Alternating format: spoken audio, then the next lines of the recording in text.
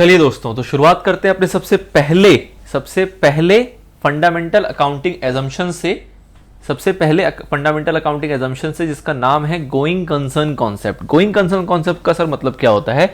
Sir going का मतलब क्या है? गोइंग का मतलब है जाना, चले जाना, चलते जाना। और कंसर्न का मतलब क्या होता है? जिस भी इंटरप्राइज की हम बात कर रहे हैं उसको हम कहते हैं क्या है?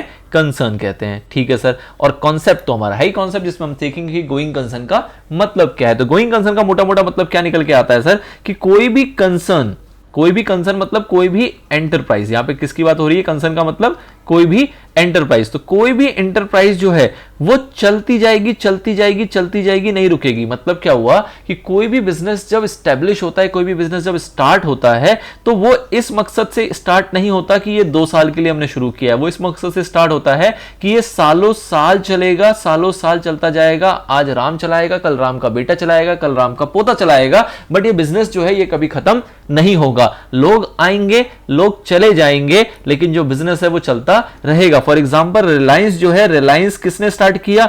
एक किसी व्यक्ति ने। उसके बाद उनके बच्चे इसको चला रहे हैं, उसके बाद उसके बच्चे चलाएंगे, उसके बाद उसके बच्चे चलाएंगे, बट रिलायंस कहीं नहीं गया, रिलायंस वहीं का वहीं है। तो दिस इज द कॉन्सेप्ट कि कोई भी बिजनेस, कोई भी एस्टेब्लिशमेंट, कोई भी एंटरप्राइज जब शुरू किया जाता है तो वो इस एजम्पशन से चल रहा होता है। किस एजम्पशन से? कि इसकी जो जिंदगी है वो बहुत लंबी है और आप उसको मेजर नहीं कर सकते हो, इनडेफिनाइट है।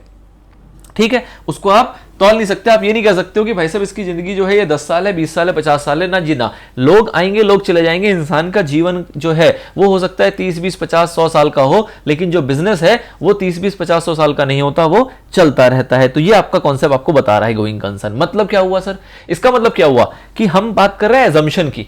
एजम्पशन क्या है कि कोई भी आपकी फाइनेंशियल स्टेटमेंट को देख रहा है तो वो ये समझ रहा है कि भैया ये फाइनेंशियल स्टेटमेंट जो है ये सालों साल के लिए बनाई गई है। ठीक है, बट आप कहते हो कि नहीं जी, हमें तो पता लग गया कि हमने अपनी फाइनेंशियल स्टेटमेंट जो है सिर्फ 2 साल के लिए बना रहे हैं। मतलब कि आप बिजनेस स्टार्ट किया और आप कह रहे हो मुझे तो पता था कि ये सिर्फ 2 साल ही करना है, 2 साल का पैसा कमाएंगे, जयराम जी की पैसा ही पैसा, 2 साल में पैसा डबल, उसके बाद हम गोली हो जाएंगे। अगर आप इस व्यक्ति के हैं, इस सोच के व्यक्ति हैं, और आपने ये सोच के बनाया है कि आपका बिजनेस 2 साल चलेगा, तो उस केस में आपको क्या करना पड़ेगा? इसको डिस्क्लोज करना पड़ेगा। आपको अलग से बताना पड़ेगा कि आपका बिजनेस की जो लाइफ है वो कितनी है, सिर्फ और सिर्फ 2 साल की है। ठीक है सर।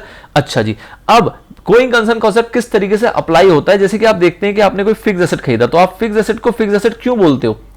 या फिक्स एसेट आपने कोई खरीदा है और सपोज उसकी जो फिक्स एसेट की लाइफ है वो 10 साल है, तो हम क्या बोलते हैं कि भाई साहब इसको हम कहां लेके जाएंगे? फिक्स एसेट में, और 10 साल तक इसको यूज करेंगे। कितने साल यूज करेंगे? 10 साल। अब अगर आपकी लाइफ बिजनेस की 2 साल ही थी तो आप इसको क्या 10 साल यूज कर पाओगे? नहीं। तो इस फिक्स एसेट को कितने साल रखोगे आप? सिर्फ 2 साल के लिए अपने बुक्स में रखोगे।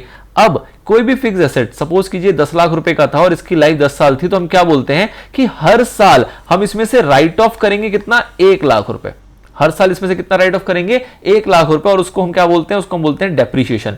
ठीक है सर। राइट ऑफ का मतलब समझ में आ रहा है आप कि आप अपने प्रॉफिट एंड लॉस अकाउंट में लेके जाते हैं, उसको खर्चा बताते हैं, उसको आप चार्ज करते हैं अगेंस्ट योर प्रॉफिट। मतलब जो भी प्रॉफिट हुआ आप उसमें से कहते हैं भाई साहब 1 लाख रुपए घटा दो, किस नाम का? डेप्रीशिएशन का नाम का। क्यों? क्योंकि हमने एक एसेट खरीदी है जिसकी लाइफ 10 साल है, इसके हिसाब से इसका हर साल का डेप्रीशिएशन कितना होता है? 1 लाख रुपए। तो हम हर साल इसमें से 1-1 लाख रुपए यहां ट्रांसफर करते जाएंगे और हर साल फिक्स एसेट की वैल्यू 1-1 लाख रुपए कम होती जाएगी। 10 साल के बाद इसकी वैल्यू कितनी हो जाएगी? 0, नील। ठीक है सर।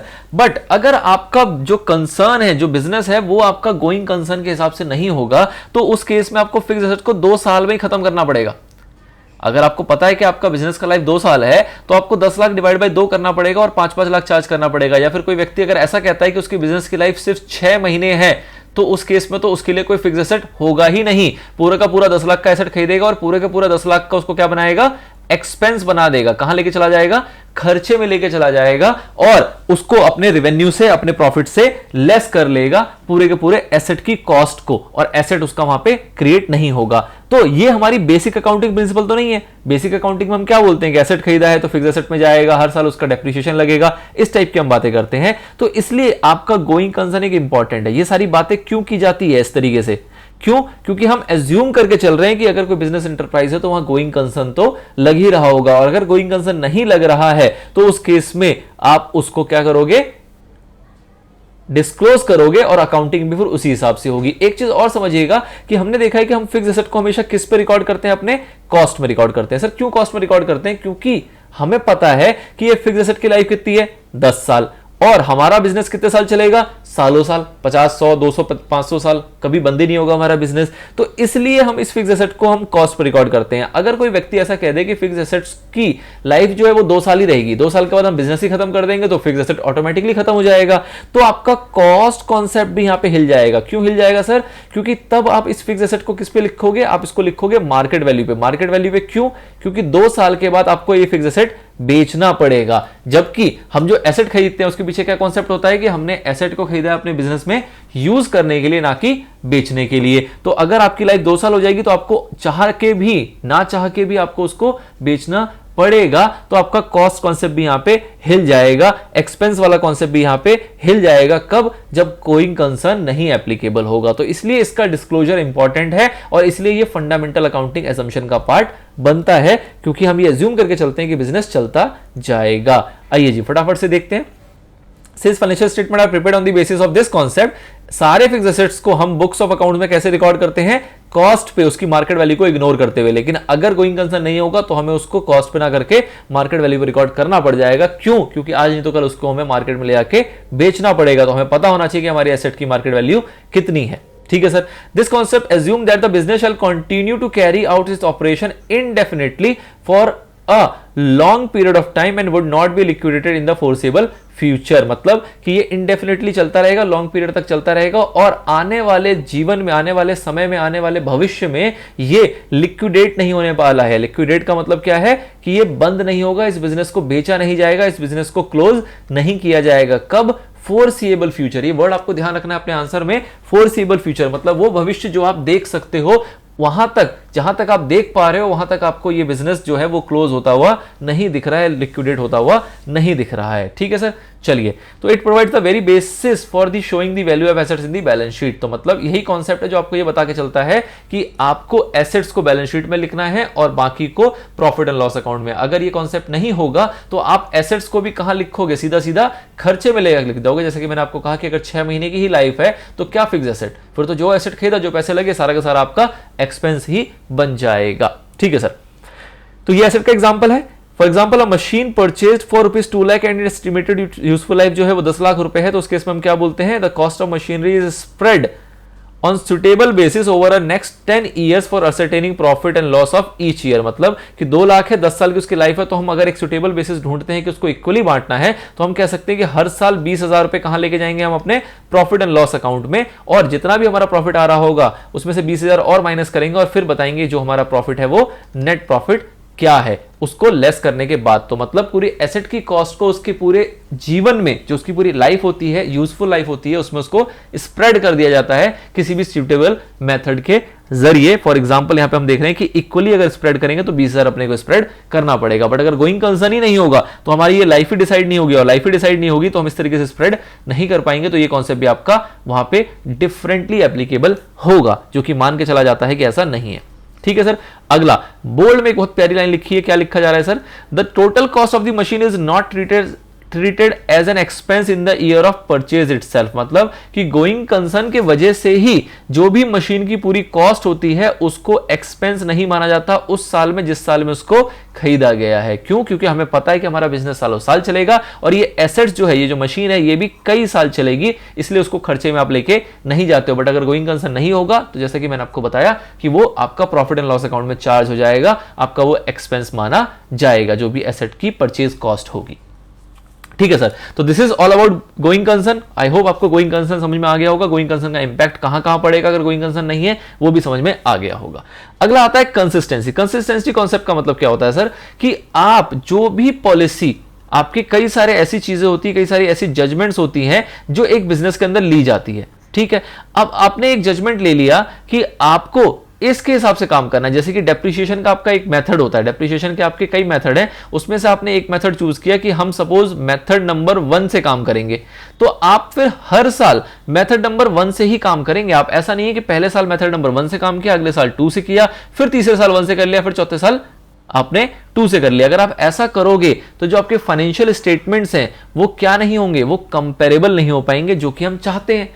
अब अगर हमें चाहिए कि हमारे फाइनेंशियल स्टेटमेंट्स कंपेरेबल हो तो हमारी अकाउंटिंग पॉलिसीज को कंसिस्टेंट होना जरूरी है, हमारे अकाउंटिंग प्रैक्टिसेस को कंसिस्टेंट होना जरूरी है। अगर वो कंसिस्टेंट नहीं होंगे तो उस केस में हम जो कंपेरेबिलिटी की बात करते हैं, अंडरस्टैंडेबिलिटी की बात करते हैं, वो चीजें वहां पे नहीं लग पाएगी। तो इसलिए कहा जाता है कि कोई भी अकाउंटिंग प्रैक्टिस आप एक बार चुन लो, एक बार आप पूरे ठंडे दिमाग से उसको चयन कर लो कि आपको क्या प्रैक्टिस, क्या मेथड, क्या टेक्निक्स फॉलो करनी है अपनी अकाउंटिंग के अंदर। बट एक बार आपने उसको चुन लिया तो आपको उसको कंसिस्टेंट रखना है, उसको बार बार हर साल चेंज नहीं करना है। क्या सर हम उसको कभी चेंज नहीं कर सकते? बिल्कुल कर सकते हो, आपका जब मन करे चेंज करने का आप चेंज करना, और उस बात को क्या कर देना, डिस्क्लोज कर देना, उसको डिस्क्लोज कर देना, उसको बता देना अपने यूजर्स को कि हम पहले मेथड 1 से डेप्रिसिएशन लगाते थे, अब हम मेथड 2 से डेप्रिसिएशन लगा रहे हैं। पहले हम स्ट्रेट लाइन मेथड यूज करते थे जो कि एक मेथड का नाम है, अब हम WDV मेथड लगा रहे हैं जो कि दूसरे मेथड का नाम होता है रिटर्न डाउन वैल्यू। तो अगर आप ऐसा कुछ चेंज करने जा रहे हो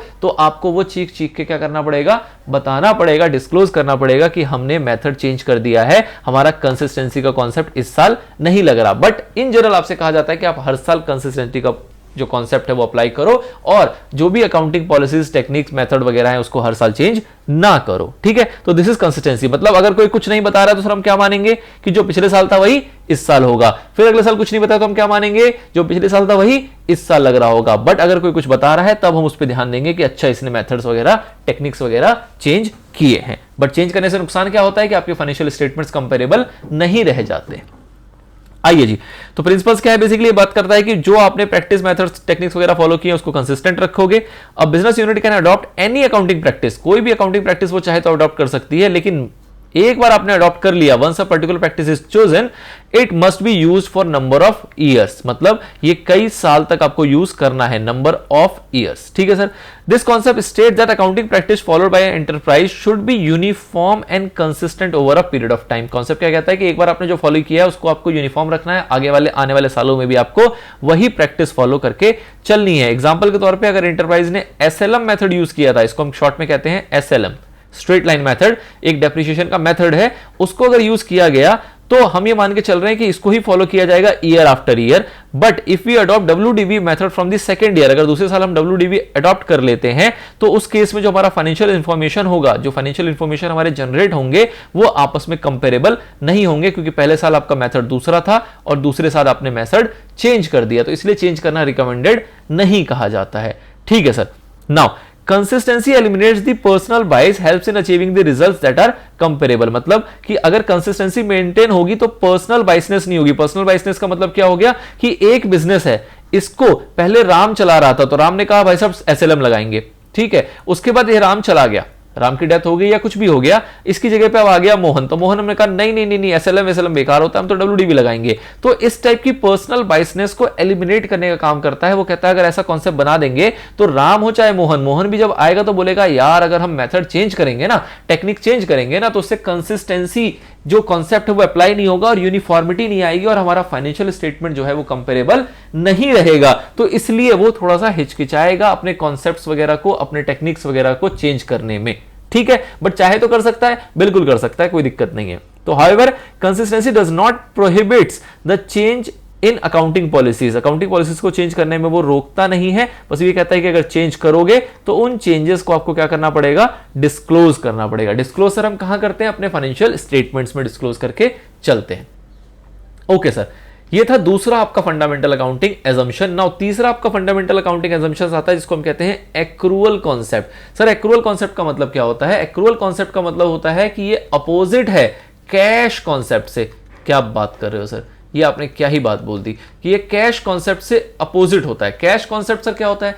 कैश कॉन्सेप्ट का मतलब होता है कि जब पैसा आ गया तो इनकम, और जब पैसा चला गया, खर्च कर दिया, तो वो एक्सपेंस। बट एक्रूअल क्या कहता है कि इनकम आ जाए या आने वाला हो तो भी वो इनकम मान लो, और एक्सपेंस में आपका पैसा चला जाए या जाने वाला हो तो भी आप उसको एक्सपेंस मान लोगे। मतलब क्या हुआ सर कि आपने सेल किया कैश में, कैश सेल, तो ये कैश सेल आपने किया सपोज 5 लाख रुपए का, तो ये 5 लाख रुपए आपके रेवेन्यू में आ जाएगा, बिल्कुल आ जाएगा सर। और अगर आपने उधार में बेचा जिसको हम बोलते हैं क्रेडिट सेल, तो क्या क्रेडिट सेल जो आपका 2 लाख रुपए है ये रेवेन्यू में आता है सर? अगर आप एक्रूअल कॉन्सेप्ट फॉलो करते हो तो आता है। बट अगर कैश कॉन्सेप्ट फॉलो करते हैं तो नहीं आता। कैश कॉन्सेप्ट वाला कहता है भाई साहब जब ये पैसा मिलेगा तब रिवेन्यू मानेंगे, आज की डेट में तो रिवेन्यू ये नहीं है। बट एक्रूअल कॉन्सेप्ट कहता है नहीं जी ये तो रिवेन्यू हो गया, हमने सेल कर दिया, हमारी इनकम ये इस पीरियड की हो गई, ठीक है। ऐसा करने से फायदा क्या है? देखो फायदा ये है कि सपोज आप एक साल में हो, आप हैं सपोज 2025 के अंदर, 2025 में आपने कुछ सेल किया जिसका पैसा आपको 5 लाख रुपए इसी साल मिल गया, और 2 लाख रुपए जो है वो इस साल ना मिलके वो आपको कहा गया कि आपको आगे मिलेगा कभी आने वाले साल में। तो आपने कहा कि साहब हमारी जो सेल है ना वो सिर्फ और सिर्फ 5 लाख रुपए है। क्या ये सही प्रेजेंटेशन है या गलत प्रेजेंटेशन है? ये गलत प्रेजेंटेशन है। क्यों? क्योंकि एक्चुअल में सेल 7 लाख हो गई है, आपके जो स्टॉक है, जो आपका माल था वो भी 7 लाख के हिसाब से जा चुका है। आपने अपने टर्म्स ऐसे रखे थे कि आपने कहा भाई साहब उधारी में भी सेल करेंगे, तो इसलिए आपने इस 2 लाख रुपए का उधार दिया, इसलिए ये पैसा आने वाले साल में आएगा। लेकिन अगर गवर्नमेंट के पॉइंट ऑफ व्यू से कहें तो गवर्नमेंट क्या बोलेगी, बेटा तुमने 7 लाख का सेल किया है, इस इनकम के ऊपर तुम्हें टैक्स देना पड़ेगा। अच्छा जी, एक बात ये निकल के आती है। दूसरा कि ये 2 लाख का जो आपने सेल किया है ना, इसके लिए भी आपने कुछ खर्चे किए होंगे। मतलब कि जब आपने 2025 में कुछ एक्सपेंस किया होगा तो सिर्फ और सिर्फ वो 5 लाख के लिए नहीं होगा, 2 लाख के लिए भी होगा। मतलब कुल 7 लाख रुपए के लिए आपने खर्चे कर दिए।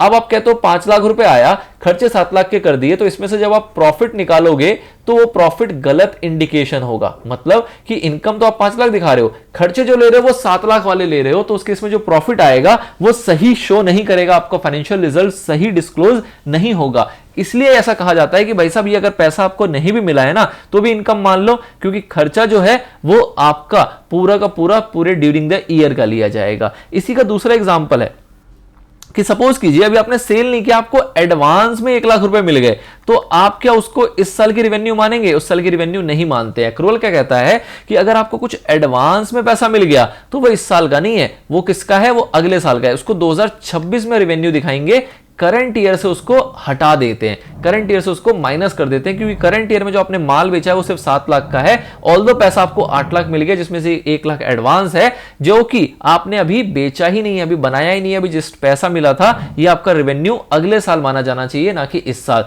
तो आप इस साल माइनस कर दोगे, अगले साल उसको जाके प्लस कर दोगे अगले साल की रेवेन्यू में। तो this is the concept of accrual. Accrual कहता है कि पैसा आपको मिल गया ज्यादा तो उसको हटा दो, और अगर कम मिला है तो भी उसको मान लो, ये बोल दो कि आपका जो सेल है वो एक्रू हो गया है, ऑल्दो पैसा बाद में रिसीव होगा। सेम कॉन्सेप्ट आपका खर्चों में भी लगता है। मतलब कि एक्सपेंस कोई ऐसा है जिसकी आपने पेमेंट नहीं की, जैसे कि सैलरी आपका ड्यू हो गया, आपके एम्प्लॉय ने आपके लिए काम किया है 6 महीने तक, लेकिन 6 महीने तक आपने उसको सैलरी नहीं दी 2025 में, आप कह रहे हो 2026 में तुम्हें सैलरी देंगे जब हमारे पास पैसा आ जाएगा। तो क्या ये खर्चा 2025 का है कि 2026 का है? तो टेक्निकली ये खर्चा कब का है? 2025 का है। पैसे नहीं दिए इसका मतलब ये नहीं है कि ये खर्चा नहीं है, ये आपके ऊपर लायबिलिटी तो आ चुकी है, आज नहीं तो कल तो आपको देना पड़ेगा। और इन सर्विसेज को लेके ही आपने ये सेल किया है, ये जो सर्विसेज ली हैं इसकी मदद से ही आप ये 7 लाख का सेल कर पाए हो, तो इसलिए 7 लाख की इनकम से आपको इस खर्चे को माइनस करना पड़ेगा, ताकि अगेन जो प्रॉफिट डिस्क्लोज हो वो आपका ट्रू एंड फेयर डिस्क्लोजर हो, वो आपका सही डिस्क्लोजर माना जाएगा। लेकिन अगर आप इस खर्चे को हटा देते हो तो उस केस में इस साल आपका प्रॉफिट ज्यादा दिख जाएगा। अगर आपने इस खर्चे को हटा दिया तो ऑब्वियस सी बात है, आपने इनकम तो ले ली, खर्चा लिया नहीं, तो प्रॉफिट आपका ज्यादा दिखेगा, और ये प्रॉफिट आपका गलत डिस्क्लोज करेगा। क्यों? क्योंकि अगले साल जब इस खर्चे को लोगे तो अगले साल का प्रॉफिट कम दिखाई देगा, अल्टीमेटली अगले साल का प्रॉफिट कम दिखाई देगा। तो ओवरऑल आपको कोई फर्क नहीं पड़ेगा, लेकिन जो हम कहते हैं कि पीरियड हमने बांटा है, अकाउंटिंग पीरियड हमने बांटा है, तो इस पीरियड का हिसाब इस साल करते हैं, इस साल हमें पता लगता है प्रॉफिट कितना हुआ, लॉस कितना हुआ, और अगले साल का हम अगले साल करेंगे, अगले साल का प्रॉफिट लॉस हमें पता लगेगा, ताकि हमें यह पता हो कि क्या करेक्टिव स्टेप्स लेने हैं, अगर कुछ हम गलत कर रहे हैं तो उसके लिए हमें क्या सही करना पड़ेगा। तो इस वजह से हमें हर साल का actual profit, true and fair profit हमें पता होना जरूरी होता है, जिसके लिए हम एक्रूअल कॉन्सेप्ट को फॉलो करके चलते हैं। आइए सर, ये थी एक्सप्लेनेशन, समझते हैं फटाफट हमारे नोट्स में क्या मेंशन है। In accounting accrual basis is use for recording of transactions. हम अकाउंटिंग के अंदर एक्रूअल बेसिस को यूज करके चलते हैं। It provides more appropriate information about the performance of business enterprise as compare to cash basis. Cash basis से ज्यादा appropriate और ज्यादा एक्यूरेट रिजल्ट जो है वो आपका एक्रूअल केसेस बता के चलता है। Accrual concept applies equally to revenue and expenses. अपनी हमने देखा कि रेवेन्यू के बारे में बात करें तो भी हमारा एक्रूअल कॉन्सेप्ट लगेगा और एक्सपेंसेस में भी रेवेन्यू की तरह ही आपका एक्रूअल कॉन्सेप्ट ही अप्लाई होके चलेगा। कोई आपने खर्चा ज्यादा कर दिया तो वो आपका इस साल का खर्चा नहीं है, आप उसको हटा दोगे। बट कोई खर्चा आपने कर दिया लेकिन पेमेंट नहीं करी, तो उस केस में आप बोलोगे कि ये खर्चा इसी साल का है, पेमेंट नहीं हुई तो क्या हुआ, हमें उसको इसी साल में लेके चलना है। तो कॉन्सेप्ट रेवेन्यू पे भी और एक्सपेंस पे भी सेम चलता है। In accrual concept, revenue is recorded when sale are made or services are rendered and it is immaterial whether cash is received or not। मतलब कि accrual concept के अंदर हम सेल को कब रिकॉर्ड करते हैं, जब हमने सेल कर दिया, इससे फर्क नहीं पड़ता कि पैसा मिला है या नहीं मिला। Similarly, according to this concept, expenses are recorded in the accounting period in which they assist in earning the revenues whether cash is paid or not। मतलब कि आपने रेवेन्यू जनरेट करने के लिए जो भी खर्चे किए, इस रेवेन्यू जनरेट करने के लिए आपको जो भी खर्चे करने पड़े हैं, वो सारे खर्चे आपके इसी साल के इसी अकाउंटिंग पीरियड के एक्सपेंस माने जाएंगे। बेशक आपने उसकी पेमेंट की हो चाहे ना की हो, उससे फर्क नहीं पड़ता। Accrual concept is often described as matching concept. इसको हम मैचिंग कॉन्सेप्ट भी कह के चलते हैं। ये बात आपको अच्छे से तब मैं क्लियर कराऊंगा जब मैं आपको मैचिंग कॉन्सेप्ट पढ़ाऊंगा, तब हम जिक्र करेंगे दोबारा से एक्रूअल कॉन्सेप्ट की और फिर हम समझेंगे इस लाइन का क्या मतलब है कि क्यों एक्रूअल कॉन्सेप्ट को मैचिंग कॉन्सेप्ट भी कहा जा सकता है, कहा जाता है। Now however, if any of the above mentioned fundamental accounting assumptions, जो हमने 3 फंडामेंटल अकाउंटिंग एजम्पशंस देखे हैं, इन तीनों में से अगर कोई भी आप फॉलो नहीं कर रहे हो किसी भी कारणवश, तो आपको इस बात को डिस्क्लोज करना पड़ेगा कि आप कौन कौन सा फॉलो कर रहे हो, कौन कौन सा फॉलो नहीं कर रहे हो। मतलब कि आपने गोइंग कंसर्न फॉलो किया है तो क्या आपको बताना है? नहीं। आपने कंसिस्टेंसी फॉलो नहीं किया तो क्या बताना है? हाँ। एक्रूअल फॉलो नहीं किया, बताना है? हाँ। मतलब कि अगर आप कुछ फॉलो कर रहे हो तो आपको बताने की आवश्यकता नहीं है। क्यों? क्योंकि ये एजम्पशन है, ये मान लिया जाएगा कि आपने फॉलो किया है। बट अगर आपने कुछ फॉलो नहीं किया है तो उस केस में आपको उसको चीख चीख के बताना पड़ेगा। ठीक है सर, चलिए। तो this is all about fundamental accounting assumptions. इसको हमने यहां पे देख लिया। बाकी कॉन्सेप्ट्स, बाकी एजम्पशंस, बाकी टेक्निक्स को हम सीखेंगे एक ब्रेक के बाद। फिलहाल इसको यहीं पे रोक के लेते हैं छोटा सा ब्रेक।